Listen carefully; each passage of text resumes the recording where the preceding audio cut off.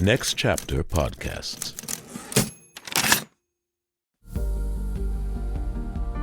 Hey, Play On Podcast listeners. I want you to be a part of the cast. Become a supporting cast member with Play On Podcasts for just $5 a month. Get in-depth interviews featuring some of the most brilliant artists working today. I talk to actors, playwrights, directors, and producers from the worlds of theater and Hollywood, pulling back the curtain on why they got into their profession, why these stories are so relevant today, and providing context on the process of making these plays in the podcast format. You'll enjoy ad-free episodes of the Play On Podcast series, and maybe even a gift or two. Head over to playonpodcasts.com, click Supporting Cast, and join the club today. We so love creating this content for you, and we hope you'll support us so we can bring you inside this rejuvenated, reimagined Shakespearean world. Join the cast. Supporting Cast. Go to ncpodcasts.com. Next Chapter Podcasts presents the Play On Podcast series, Henry V. Episode 4, Harry LeRoy. For the best listening experience, be sure to use headphones or earbuds. And don't forget, St. Crispin's Day.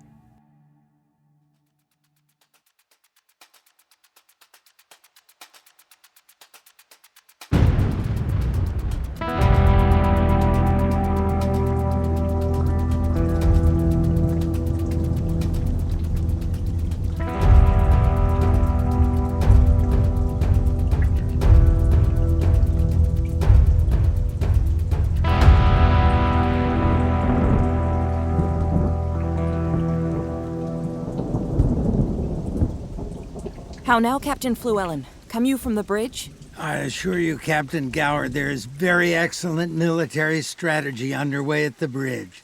Is the Duke of Exeter safe? The Duke of Exeter is as magnanimous as Agamemnon, and a man that I love and honor with my soul, and my heart, and my duty, and my life, and my living, and my uttermost power. He has not been hurt in any way, praise and blessing be to God, but he keeps the bridge most valiantly with excellent discipline. There's also an ensign lieutenant there at the bridge, and it is my honest opinion that he is as valiant a man as Mark Antony. He holds no rank or reputation, but I did see him perform much gallant service. What do you call him? He is called Ensign Pistol. I know him not. Here's the man.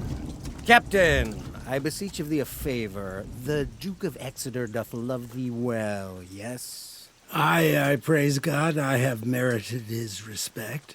Well, there is a soldier of the name Bardolph. He is good of heart and buxom valor, and yet he has, by cruel fate and the furious fickle wheel of fortune, you see, fortune, that goddess blind who oversees that freely fungible stone of fate. Stop you there, Ensign Pistol. No, fortune is painted blind, with a muffler over her eyes, to signify that fortune is blind. That is the point.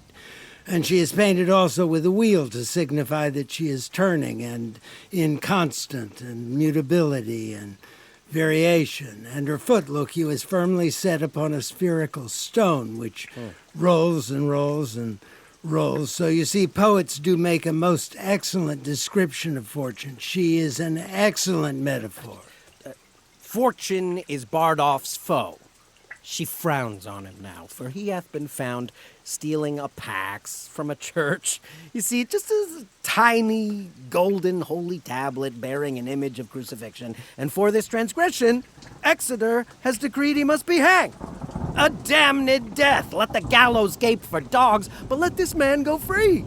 Do not allow a rope his windpipe to suffocate, all for a pax of little price. Therefore go speak to him. Exeter will hear thy voice. Do not let Bardolph's vital thread be cut with a cheap cord and such humiliation. Speak for his life, Captain, and I will repay thee. Ensign Pistol, I do partly understand your meaning. Why then, rejoice therefore. But you see, Ensign, it is not a thing to rejoice at. For you see, even if he were my brother, I would desire the Duke to use his proper judgment and put him to execution. For discipline must be maintained. Die and be damned, and the finger to thy friendship. Very well. The Fig of Spain! Very good. Why, I remember him now. The man is an absolute counterfeit rascal, a whoremonger and a thief. I'll assure you he uttered as brave words at the bridge as you shall ever see in a summer's day, but it is no matter, it is well and just, I warrant you, upon what he has spoken to me. Why, he's a rube, a fool and a rogue. One of those men who now and again will pick a war to join in order to return home to London with pretended honor. Yet in truth, he simply studies to perfection every great commander's name, so as to recite by rote where each battle was fought. At such and such location, at such a fortress, with such battalion, who fought bravely, who was shot, who disgraced, what the terms of surrender were. And all this he will speak in most perfect military rhetoric, embellished with all the lingo of the day. Picture him now, wearing a wartime beard cut to look like a general's. Imagine what such play acting can do among the foaming, ale-washed witlessness of their peers in public house haunts. You must learn to identify such slanderers, or else you may be marvelously mistook. I tell you what, Captain Gower, I do perceive he is not the man that he would like the world to think he is. If I find the opportunity, I will tell him my mind. Hark you, the king is coming, and I must speak with him of the bridge. God bless your majesty. How now, Fluellen? Come you from the bridge? Aye, so please your majesty. The Duke of Exeter has very gallantly maintained the bridge. The French are dispatched, you see, and there was a gallant and most brave contest. Mary the adversary did have possession of the bridge, but we did enforce him to flee, and now the Duke of Exeter is master of the bridge. I can tell your majesty the Duke is a brave man. What men have you lost, Fluellen? The destruction of the adversary hath been great, very great. Mary, for my part, I think the Duke hath lost never a man, but one that is likely to be executed for robbing a church. One Bardolph, if your majesty know the man, his face is all bubblecles and whelks and knobs and inflammation, and his lips blow up at his nose like a coal of fire. Sometimes blue and sometimes red, but his nose is executed and his fire's out. We shall have all such offenders so cut off. And we give express charge that in our marches through the country there be nothing stolen from the villages, nothing taken but paid for, none of the French upbraided or abused in disdainful language. For when it is mercy versus cruelty for a kingdom, the gentler gamester will always win. A French ambassador arrives, my liege. You know me by my coat of arms? Well, then I know thee. What shall I know of thee? My master's mind. Unfolded. Thus says my king. Say thou to Harry of England, though we seemed dead, we did but sleep. Opportunity is a better soldier than rashness. Tell him we could have rebuked him at Harfleur, but that we thought it best to bruise an injury once it's grown full ripe. Now we speak upon our cue, and our voice is imperial. England shall repent his folly, see his weakness, and admire our restraint.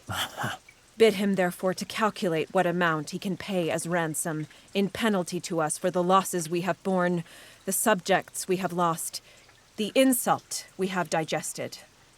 His life alone shall be insufficient for repayment. He owns but little asset, and the entirety of his kingdom is too tiny a thing to appease the blood we've shed. Even should he kneel his weak and worthless body down at our feet, it would not meet our satisfaction.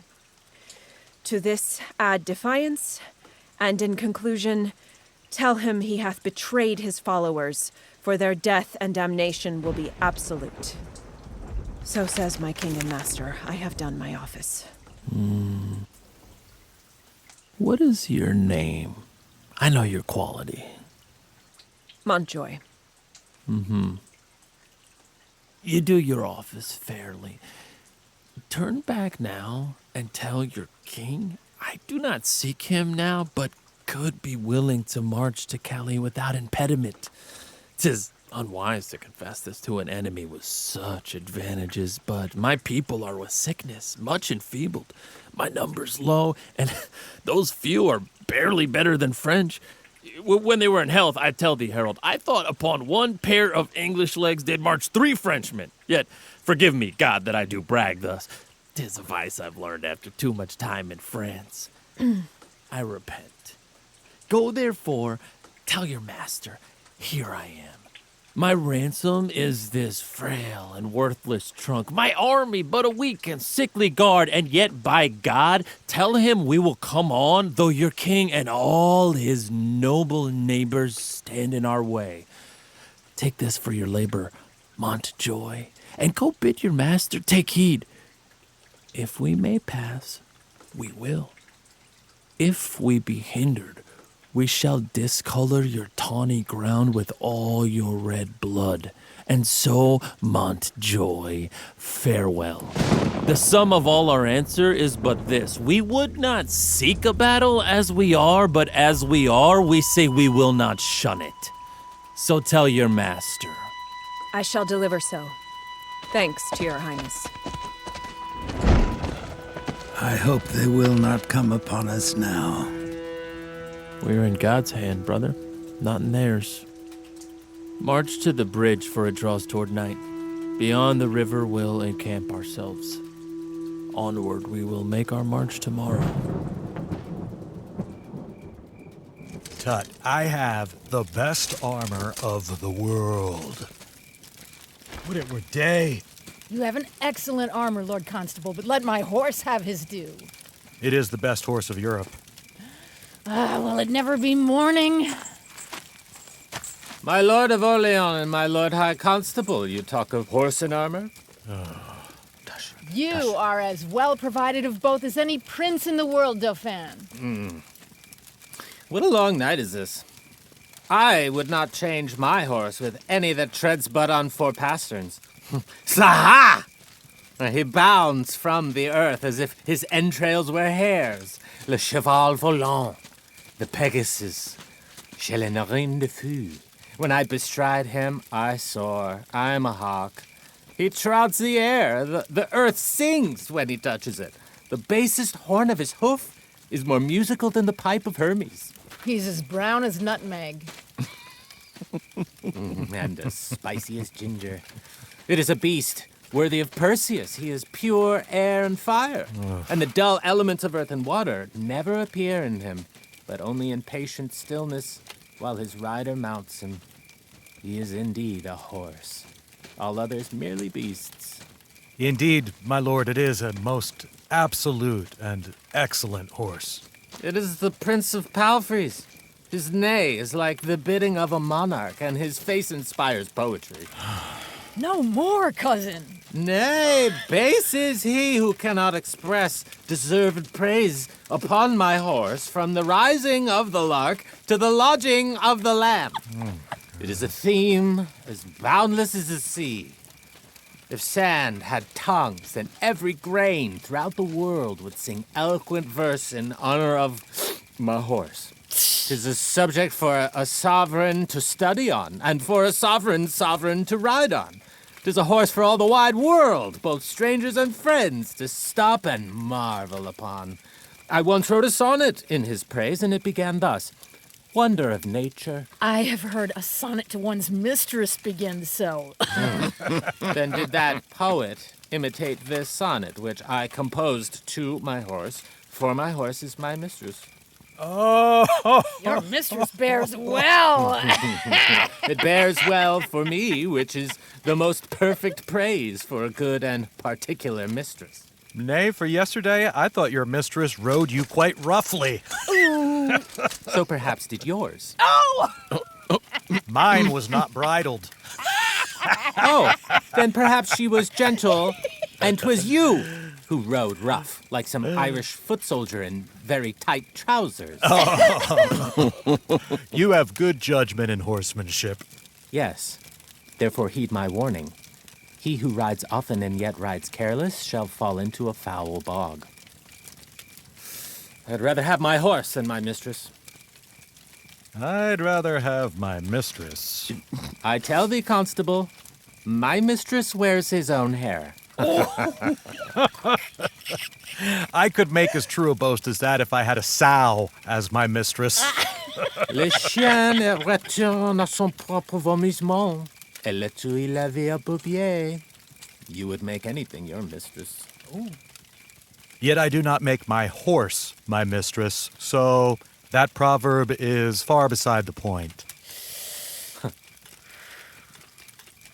My Lord Constable, the armor that I saw in your tent tonight, are those stars or suns upon it?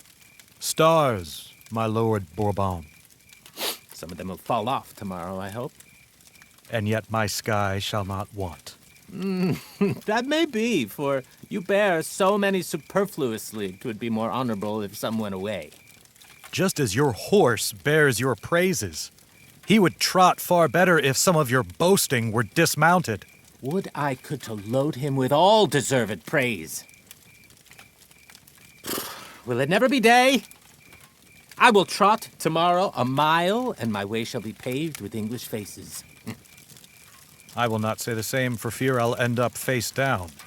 But I do wish it were morning, for I would gladly face those English faces. Who will hazard a bet with me to capture 20 prisoners? Ooh. You must first go to hazard yourself, ere you have them. I shall don my armor. He longs to eat the English. I think he will eat all he kills. By the white hand of my lady, he's a gallant prince.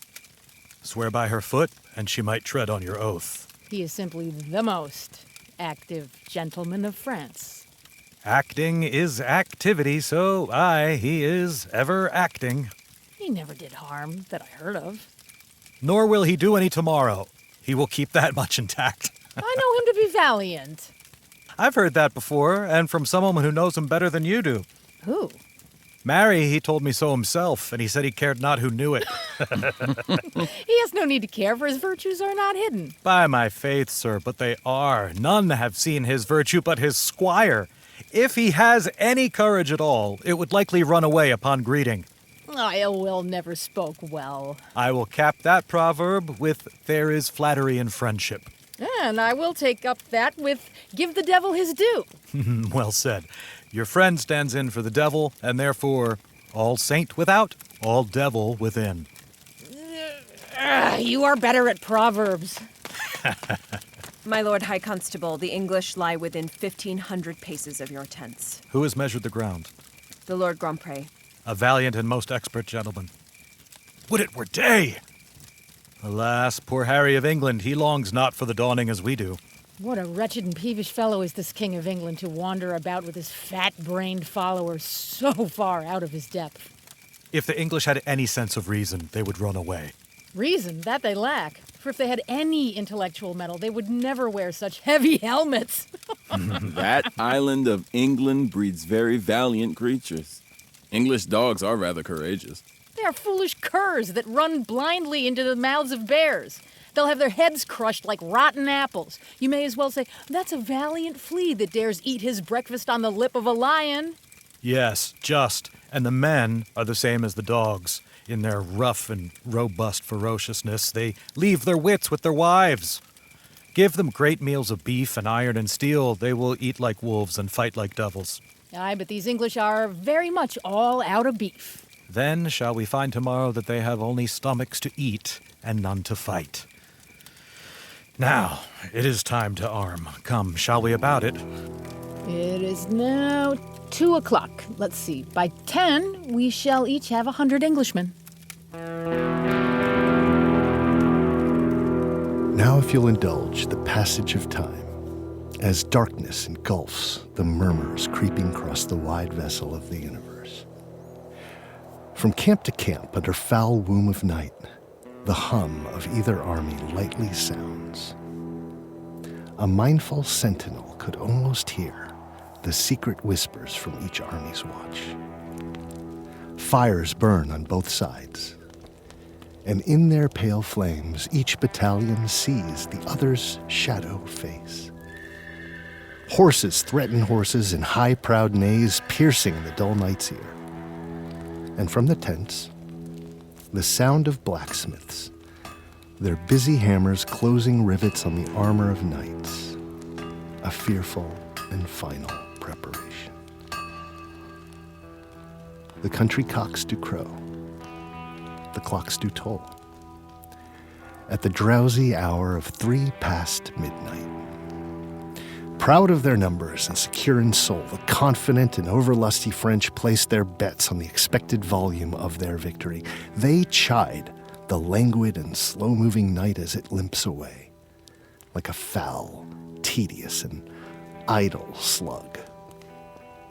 These poor condemned English sit patiently by their fires like offerings to sacrifice, while they privately ruminate upon what great danger awaits them come morning.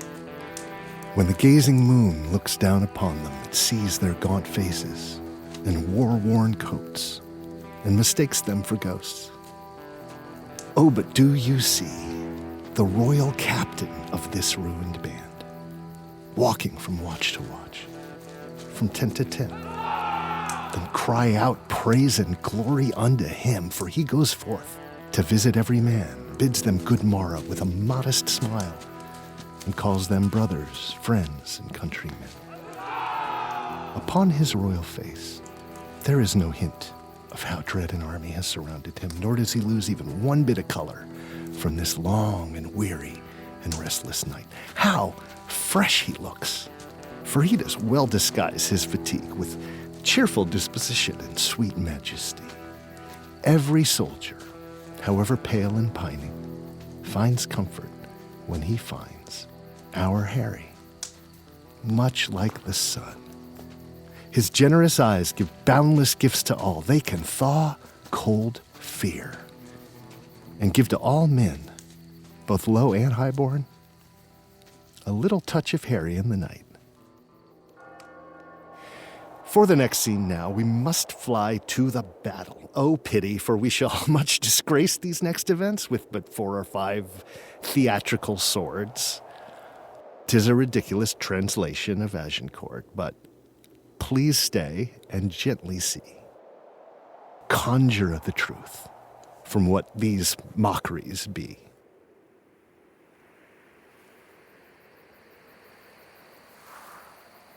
'Tis true we are in great danger. The greater, therefore, should our courage be. There is sometimes goodness in evil things if men could only learn to extract it. For though our neighbors wake us so early, this is both healthy and good maintenance. Besides, they also act as our conscience, much like a priest who reminds us that our souls should always be prepared for our deaths. Thus may we gather honey from the weeds and find morality in the devil himself. Good morrow, old Sir Thomas Erpingham. A good soft pillow for that good white head would be better than this rough turf of France. Not so, my liege.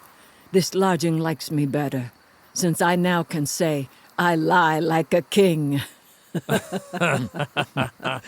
And here's a fine example of how one finds comfort in painful circumstances. Oh, it eases my spirits, for when the mind is active, the internal organs wake themselves as well, casting off their disuse to move with fresh and new agility. Lend me your cloak, Sir Thomas. My cousin, bear my greetings to the princes in camp. Say good morrow from me, and then anon invite them all to my pavilion. I shall, my liege. Shall I wait upon your grace? No, my good knight. Go with my brothers to my lords of England. My soul and I must debate a while, and so I should have no other company. The Lord in heaven bless thee, noble Harry.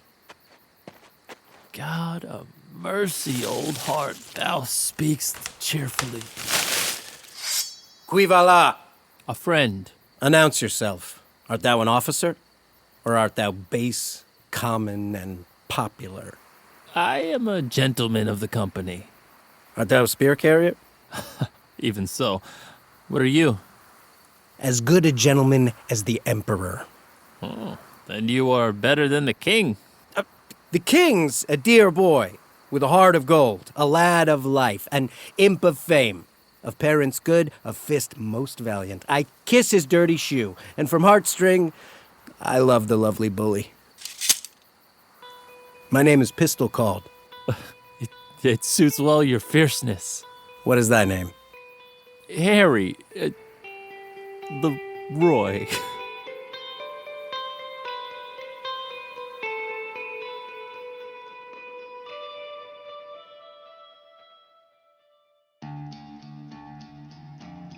The Play On podcast series, Henry V, was translated into modern English verse by Lloyd Saw and directed by Krista Williams.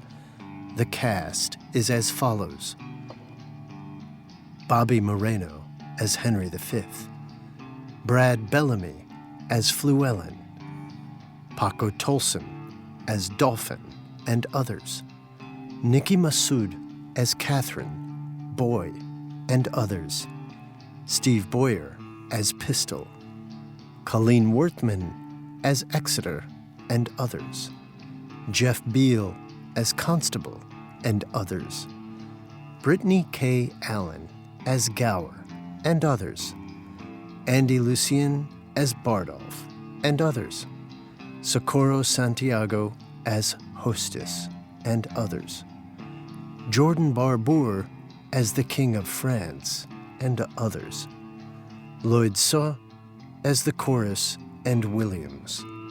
Casting by the Telsey office, Karen Castle, CSA, and Ada Karamanian. Voice and text coach, Julie Faux. Episode scripts were adapted and produced by Catherine Eaton. Original music composition, sound design, and mix by Shane Reddig.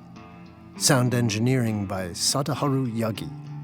Mix engineer and dialogue editor, Larry Walsh and Robert McNabb. Podcast mastering by Greg Cortez at New Monkey Studio.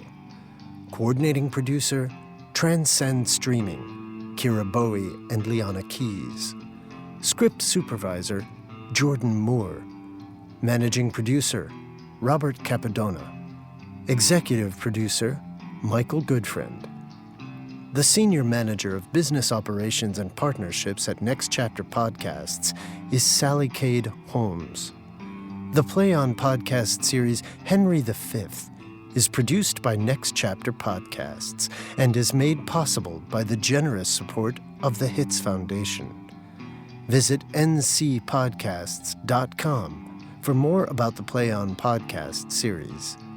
Visit playonshakespeare.org for more about Play On Shakespeare.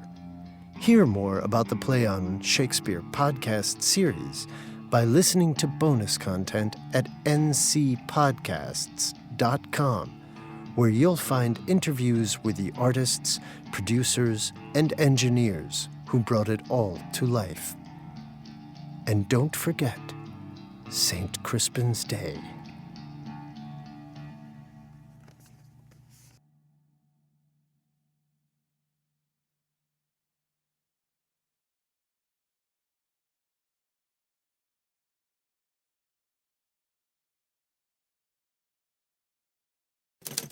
Next Chapter Podcasts.